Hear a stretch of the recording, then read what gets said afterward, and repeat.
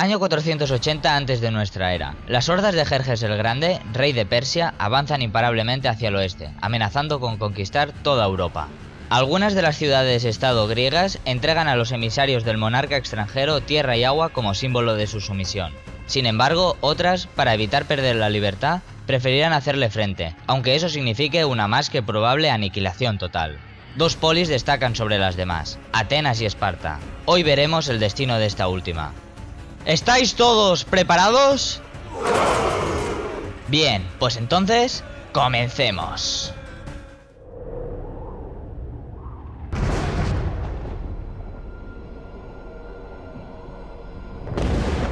Los espartanos se rigen por un código castrense muy exigente. Los recién nacidos que poseen algún tipo de deformidad o enfermedad son arrojados a un barranco al pie del monte Taygeto. A los 7 años, los niños son separados de sus madres para ser instruidos en la agoge, o educación espartana, en la que aprenden a leer, escribir y sobre todo, el arte de la guerra. De esta forma se aseguran que solo los mejores son dignos de llamarse espartiatas, ciudadanos de pleno derecho. En esta sociedad tan severa creció nuestro protagonista, Leónidas I, quien enlaza su linaje con Hércules. A Esparta llegan emisarios persas para recolectar la demanda de tierra y agua como rendición ante Jerjes. Leónidas, que estaba entrenando con su hijo Plistarco, le recuerda la máxima de la falange hoplita.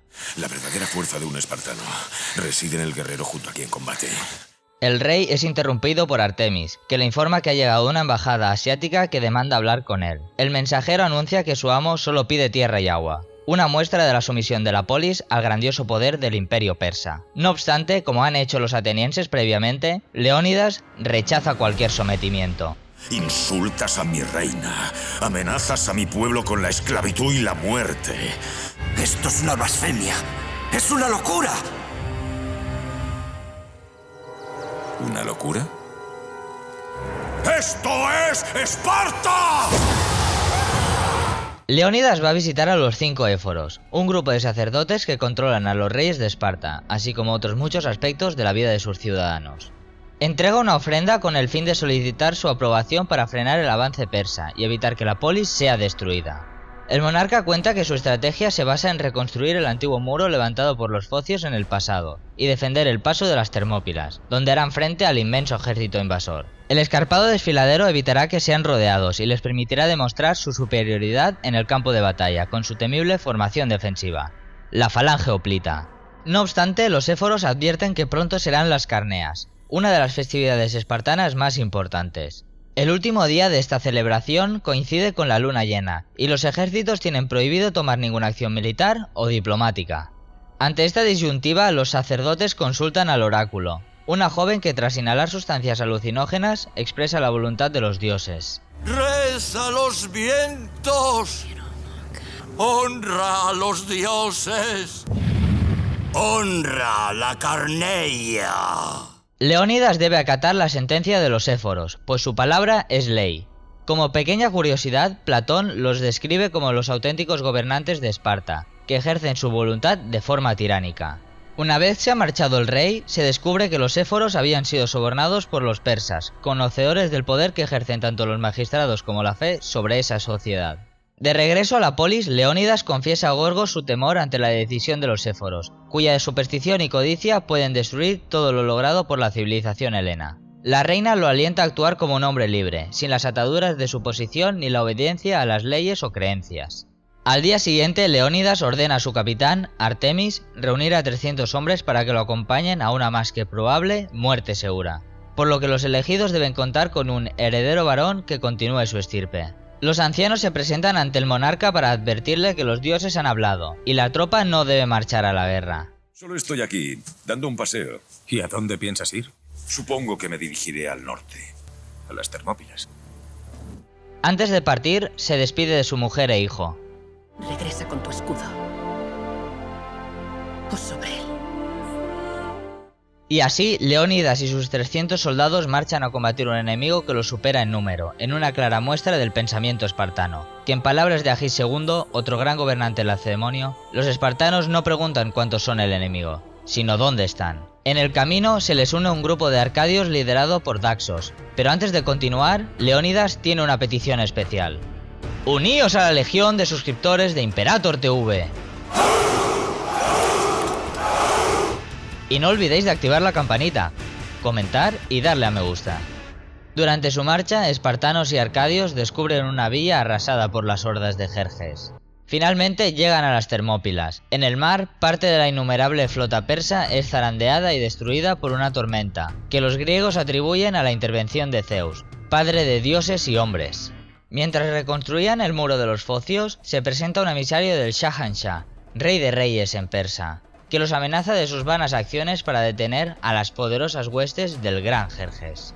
Sin embargo, ve horrorizado que han empleado a los hombres de una avanzadilla asiática como argamasa para la muralla. Cuando se disponía a represaliarlos, Stelios se abalanza contra él y le corta la mano. Nuestras flechas ocultarán el sol. Pues lucharemos a la sombra. Artemis informa a Leónidas de que el muro ha sido reparado completamente, cuando aparece Efialtes, un espartano jorobado y desfigurado que los había estado siguiendo desde su partida de la polis. Cuenta que sus padres no siguieron la tradición espartana y lo criaron en el exilio. A pesar de presentarse voluntario para la lucha contra el ejército invasor, Leónidas no puede admitirlo al ser incapaz de sostener correctamente el escudo, lo que pondría en peligro la vida de sus compañeros al debilitar la falange. No obstante, el monarca le deja que se quede para curar a los heridos y sacar a los muertos del campo de batalla. Pero Efialtes, al no poder participar en la contienda, se enfada y jura vengarse. Antes de que llegue el ejército persa, Leónidas ordena a un grupo de griegos partir y defender el muro, para obligar al grueso de las tropas enemigas a desviarse y hacer frente a los letales espartanos en el desfiladero. Como un maremoto, llega la primera oleada asiática. ¡Aquí es donde nosotros lucharemos! ¡Y aquí es donde ellos morirán! Antes de que empiece la carnicería, otro emisario persa insiste en que depongan las armas. Pero como era de esperar, si las quieren, deberán ir a por ellas. La desordenada horda se abalanza contra los impenetrables muros lacedemonios. En el combate queda patente la carencia de disciplina y táctica militar de las huestes de Jerjes. Tras aguantar el embate enemigo, Leónidas y sus hombres toman la iniciativa. Con cada ataque ganan terreno, dejando a su paso un reguero de muerte que deja patente la superioridad espartana gracias a la tradición militar que los ha forjado. Poco a poco, los invasores se ven obligados a retroceder, hasta toparse con el acantilado. Los que no perecen ante los aceros lacedemonios lo hacen al caer desde el barranco. Pero los espartanos no tienen tiempo de celebrar esta victoria, pues desde la lejanía los persas atacan con su arma predilecta, el arco, haciendo que un sinfín de flechas cubra el cielo. Al atardecer, Leónidas va al encuentro de una nueva embajada, esta vez encabezada por el mismísimo Rey de Reyes, Jerjes el Grande. El film adapta unos cómics homónimos, que distorsionan el aspecto tanto de Jerjes como de muchos de sus soldados, que en ocasiones parecen surgidos de las entrañas de Mordor. En la segunda parte nos explicarán el origen de esta apariencia tan pintoresca del monarca persa. Jerjes ofrece a Leónidas convertirlo en el caudillo de toda Grecia y colmarlo de infinitas riquezas, pero el espartano se mantiene firme a sus principios. Después de aniquilar a tus hombres, tengo un calambre en la pierna, así que lo de postrarme lo veo difícil, la verdad. Cuando cae la noche, una nueva oleada se acerca. Esta vez Jerjes, al impacientarse, envía a su guardia personal, los Inmortales. Como breve apunte, el nombre de estas tropas de élite fue dado por el historiador griego Heródoto, contemporáneo de estos acontecimientos emplazados en el marco de la Segunda Guerra Médica. Los persas se topan con un muro de cadáveres tras el cual, ocultos, se encuentran los espartanos, que lo derrumban para iniciar este nuevo enfrentamiento. A diferencia de los otros guerreros, los Inmortales demuestran ser un rival digno de los lacedemonios, pues poco a poco su número va menguando. Finalmente los acadios pueden participar en la batalla. Desde una gruta sorprenden el flanco persa, aportando un breve respiro a los espartanos, que logran acabar con todos los enemigos. Con el nuevo día, el Rey de Reyes envía en multitud de asaltos a las diferentes naciones que forman el Gran Imperio: etíopes, indios e incluso rinocerontes y elefantes de guerra. Como ninguno puede doblegar a los fieros espartanos, Jerjes recurre a los magos orientales, conocedores de la pólvora, pero ni las primitivas granadas logran imponerse a los soldados de Leónidas. Durante la contienda sufren varias bajas, entre ellas se encuentra Astinos, el hijo del capitán Artemis. Esa noche al campamento persa llega el desdichado Efialtes, que a cambio de riquezas, mujeres y poder combatir, conducirá al ejército de Jerjes por un camino secreto, que los llevará a la retaguardia helena. Daxos informa a los espartanos de la traición del jorobado y expone que los griegos que estaban defendiendo el muro fócido han abandonado su posición, por lo que ahora están expuestos. El líder de los acadios quiere dejar el desfiladero para combatir otro día, pero Leónidas le contesta que los espartanos no huyen del combate. Sin embargo, como sabe que no verán un nuevo amanecer, ordena a Dilios, tuerto durante el anterior enfrentamiento, que se una a los soldados de Daxos y regrese a Esparta para llevar su última orden al consejo, pues toda Grecia debe saber la gesta allí lograda. Además, le entrega el colgante que la reina le había dado. Preparad el desayuno y alimentaos bien, porque esta noche cenaremos en el infierno. Mientras su marido combatía en las Termópilas, Gorgo se reunió con un consejero para convocar a la asamblea y así poder exponer sus preocupaciones, a fin de reforzar a Leónidas en la guerra contra los persas. No obstante, el hombre le advierte que es a Terón a quien debe convencer, para lograr su objetivo. Es por ello que al día siguiente, la reina se reúne con Terón, quien le dice que para hablar a su favor delante del consejo, debe acostarse con él. La fecha seleccionada, ante la asamblea, Gorgo expresa la necesidad de enviar tropas a las Termópilas, tanto para no abandonar a Leónidas y sus 300 soldados, como para preservar la libertad. Sin embargo, Terón cuenta que ha intentado sobornarlo con su cuerpo, al igual que hizo con el otro consejero. Enfadados por la conducta inapropiada de la reina, los ancianos ordenan su detención, pero antes de que se la llevasen, mata a Terón con la espada de un guardia, con tanta buena suerte que en el ataque rompe una bolsa repleta de monedas con la efigie de Jerjes, desenmascarándolo como un traidor. Pese a la insistencia de la reina, los refuerzos no llegan a tiempo, pues Efialtes conduce a los invasores por el sendero oculto, dejando a los espartanos a merced de las saetas persas. Rodeados de miles de enemigos, Jerjes ofrece una última posibilidad de rendición, pues le gustaría contar con tan heroicos guerreros entre sus súbditos. Por un momento parecía que el valeroso Leónidas iba a doblegarse ante el rey dios, pero todo formaba parte de un plan. Como diría el Joker, lo importante es enviar un mensaje. A pesar de fallar, demuestran que Jerjes no es un dios, ya que puede sangrar. Iracundo, el rey de reyes, ordena a sus huestes que acaben con todos ellos. Bien por las espadas, bien por las flechas, los espartanos son masacrados. Pero a pesar de estar gravemente heridos, continúan combatiendo hasta el último aliento. Leónidas, el único hombre en pie, se despide de su esposa antes de que, como advirtió el primer emisario persa, las flechas cubran el cielo. Con la muerte del monarca espartano, los persas tienen el camino despejado para conquistar toda Grecia. Dilios llega a Esparta y entrega a la reina el colgante, quien sin mediar palabras entiende del funesto fin de su marido y el resto de valientes. Ante la asamblea, el malherido soldado menciona el lacónico mensaje de su rey. Su deseo era sencillo. Solo recordadnos. Un año después de la batalla de las Termópilas, Dilios narra a sus compañeros de armas lo ocurrido en el desfiladero, antes de enfrentarse a los persas en la batalla de Platea. Esta vez, las polis helenas han reunido un ejército de 30.000 griegos libres encabezados por 10.000 espartanos. A pesar de estar superados por un enemigo que los triplica, los hoplitas cargan contra las hordas asiáticas en este último capítulo de la Segunda Guerra Médica. Pero, ¿cómo les fue a los atenienses, expertos marinos, contra las huestes de Jerjes? ¿Fueron capaces de vencer allí donde Esparta fue derrotada? Lo descubriremos en la secuela de esta épica película.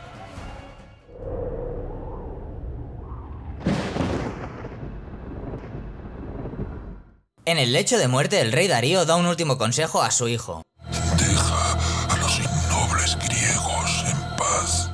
Manipulado por Artemisia, la general más destacada del imperio, el joven Jerjes deambuló por el desierto, cubierto por vendas consagradas por los famosos magos persas, para convertirse en un dios rey y poner fin de una vez por todas a la libertad helena. Durante su ausencia, Artemisia limpió el palacio de todos los consejeros y aliados del inexperto monarca, para que su voz fuera la única que pudiese escuchar y así llevar de nuevo la guerra a Grecia. Seguimos sin saber nada del emisario que enviaste a Esparta. Ante la Iglesia, la asamblea más importante de Atenas, Temístocles hace un emotivo discurso en pos de unir a las distintas polis contra un mismo enemigo. ¡Suscribíos! Y recordad de activar la campanita, si no os perderéis los nuevos vídeos. Para que los lacedemonios se unan a la Liga Helena, el propio héroe de Maratón viaja a Esparta para hablar con Leónidas, pero el rey se encuentra consultando al oráculo, por lo que es la reina Gorgo quien lo recibe. Gorgo le explica que han rechazado la petición persa de tierra y agua, por lo que Temístocles le insta a sumarse a la Grecia libre contra la tiranía oriental.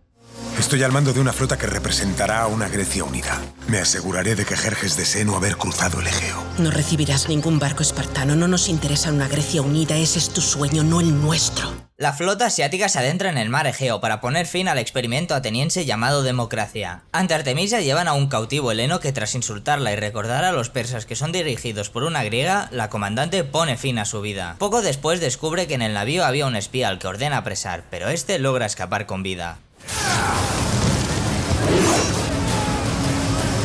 El espía llamado Estilias llega a la casa de Temístocles con su hijo Calisto para informar de lo descubierto. Cuenta que Artemisia, que por su nombre se puede intuir que es de origen heleno, vio como otros griegos mataron a toda su familia y después fue reducida a la esclavitud, hasta que, dada por muerta, sus captores la abandonaron en mitad de una ciudad, donde fue rescatada por un nubio al servicio del imperio persa, al que vimos en la primera parte como el embajador que Jerjes envió a Esparta. El nubio la entrenó hasta convertirse en una experta asesina y la sierva más fiel al trono real persa, haciendo que pronto se convirtiese en la principal comandante del rey Darío el Grande. Pero la historia real de Artemisia diverge bastante de la explicada en la película. Fue reina de Halicarnaso, una polis griega en la actual Turquía. Sucedió a su marido cuando falleció y gobernó como regente hasta que su hijo alcanzase la mayoría de edad. Por su valentía y lealtad se convirtió en una de las más cercanas del rey Jerjes, y en la Segunda Guerra Médica, acontecimiento que vemos tanto en 300 como en 300 el origen de un imperio, comandó una flota de 5 navíos. Pero regresando a la película, Estilias advierte que Leónidas, acompañado de 300 espartanos, marcha solo para defender las Termópilas, mientras que el ejército de Lacedemonio se mantiene en Esparta, celebrando las Carneas, obedeciendo al corrupto oráculo.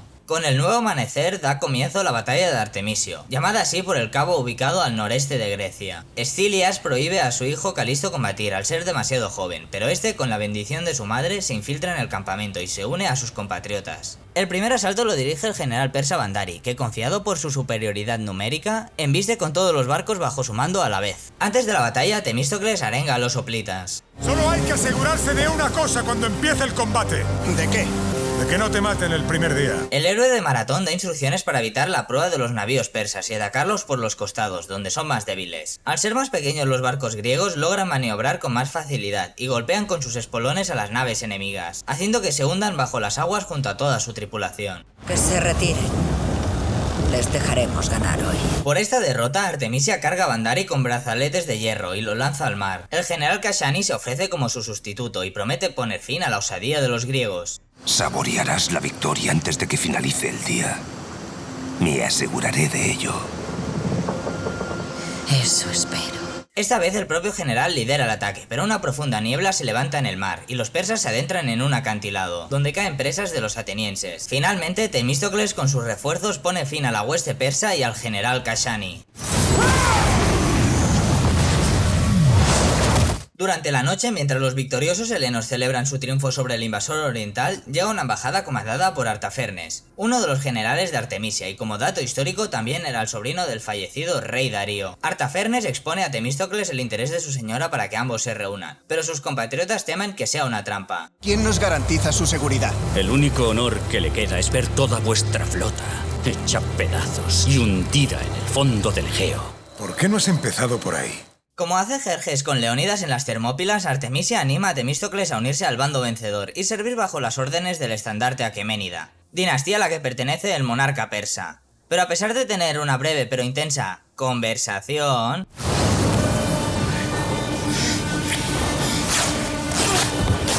Temístocles se niega a desertar y abandonar su patria, por lo que ella ordena a sus súbditos que se lo lleven. Esa misma noche, las dos flotas vuelven a colisionar una última vez en el cabo de Artemisio. Los persas cuentan con una especie de barcos tortugas, navíos coreanos famosos por su gran resistencia, pero a diferencia de estos, los de Artemisia están recubiertos de hierro y cuentan con un par de tuberías que desprenden petróleo, añadiendo también a este monstruo marino el clásico fuego bizantino. ¡Retirada! ¡Retirada!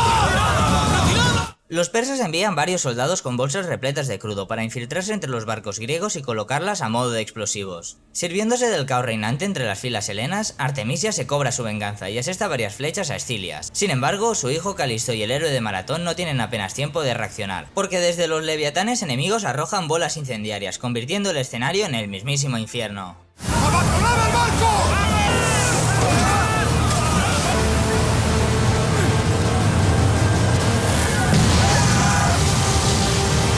En las profundidades del mar, rodeado de las decenas de barcos hundidos, Temístocles ve el festín que se dan varias criaturas espeluznantes con los cientos de cadáveres. Para su suerte, resulta ser una pesadilla y se encuentra a salvo gracias a sus hombres. Quien no corre el mismo destino es Estilias, que se despide de su hijo en la fatídica orilla. Tú lucharás por los dos.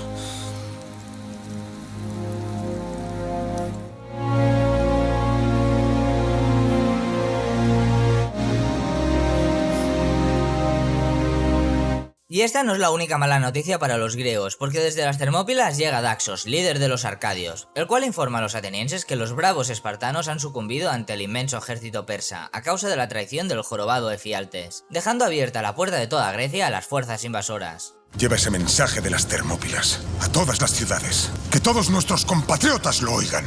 Pero si están muertos, todos han muerto. El sacrificio de Esparta será lo que nos una. En Atenas, Temístocles se encuentra con el traidor Efialtes, que le entrega la espada de Leónidas, como símbolo de la victoria persa en las Termópilas. Como breve apunte, al igual que ocurre con muchas de las caracterizaciones en los dos largometrajes, el aspecto de Efialtes ha sido radicalmente modificado. En realidad no era ni jorobado ni espartano, sino de Tesalia, una región al norte de las Termópilas. Pastor de oficio, ayudó a los persas a cambio de una recompensa, pero como sucedieron los acontecimientos de la Segunda Guerra Médica, intentó huir después de que pusiesen precio a su cabeza. Sin embargo, fue asesinado antes de lograrlo, aunque irónicamente no por su traición. Pero regresando a la película, Temístocles ignora las amenazas del jorobado y se niega a rendir a Atenas. El gran sacrificio de Leónidas y de Esparta no ha sido una derrota. Ese simple acto de valor nos permitirá unar a todas nuestras ciudades-estado y unir a Grecia con un propósito y contra un enemigo. El héroe de Maratón desafía a Jerjes a una batalla final en las aguas de Salamina, una isla cercana a la polis, donde sus habitantes se han refugiado ante la inexorable marcha persa sobre la ciudad. Una última vez, el ateniense viaja a Esparta para pedir a la reina Gorgo que se una a la coalición helena, pero ella, que se encuentra ante la pira de Leónidas, se niega a hacer más sacrificios. Antes de marcharse, Temístocles le entrega la espada de su marido. Esto te pertenece. Véngale. Al mismo tiempo, Atenas ha sucumbido ante las huestes de Jerjes, que la han reducido a escombros, masacrando a las personas que no han huido a Salamina. Leónidas y su orgullo no eran rivales para la voluntad de un dios. Temístocles ha sido un inepto cobarde. Si ese inepto cobarde se hubiera unido a mí, habríamos puesto el mundo a tus pies.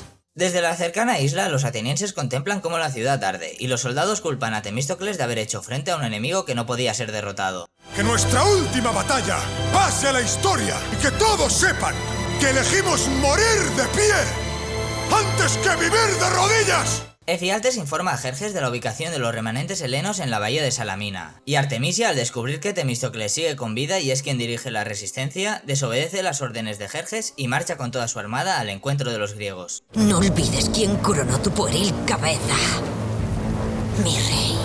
Ante la atenta mirada de Jerjes, la pequeña flota helena se dirige al encuentro de los persas. Los navíos griegos chocan contra los del enemigo para iniciar el combate cuerpo a cuerpo, donde la superioridad naval no es tan importante. Artemisia se une a la batalla junto a sus diestros inmortales. Sobre un caballo que llevaban en la bodega del barco, Temístocles carga contra Artemisia para descabezar al ejército enemigo.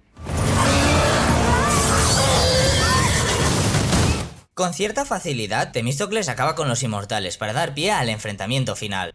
¿Aceptas mi oferta? Mi respuesta sigue siendo no. Después de intercambiar espadazos, golpes y palabras, ambos quedan en tablas. Sin embargo, de la lejanía llega el distinguido grito espartano. Y es que, finalmente, la reina Gorgo ha decidido unirse a la coalición helena, al mando de un ejército de espartanos y aliados, entre los que destacan los arcadios, liderados por Daxos, cambiando el rumbo de la batalla de Salamina. Toda Grecia se ha unido contra vosotros. Delfos, Tebas, Olimpia, Arcadia y Esparta. Ordena a tus barcos que se retiren y ríndete ante mí. Rendirme. De esta forma, las fuerzas navales asiáticas son diezmadas ante el renovado embate griego. Pero los persas todavía no han sido derrotados del todo, pues Jerjes, quien dio la espalda a Artemisia en mitad del enfrentamiento, todavía cuenta con una gran hueste con la que subyugar Europa. ¿Logrará llevar a cabo su tan ansiada venganza o por el contrario, la coalición helena se impondrá ante el tirano persa? Es algo que descubriremos en un futuro si realizan el epílogo de esta épica saga. ¡Adiós! ¿Os habéis divertido? ¿Os habéis divertido? ¿Os habéis divertido? ¿No habéis venido a eso?